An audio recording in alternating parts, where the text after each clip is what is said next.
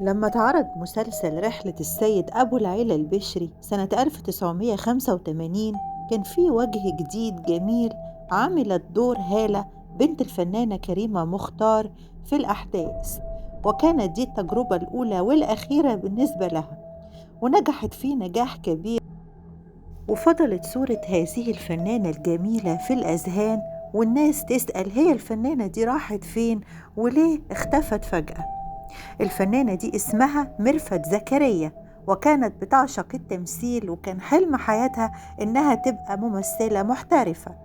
لكن بعد تجربة أبو العلا اختارت إنها تبعد عن التمثيل، ودخلت مجال الضيافة الجوية لتصبح مضيفة جوية.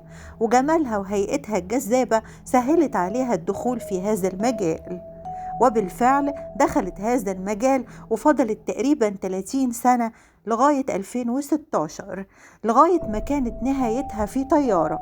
الرحلة المشؤومة كانت متجهة من باريس إلى مطار القاهرة، وكانت ميرفت هي رئيس طاقم الضيافة في الطيارة. يا ترى إيه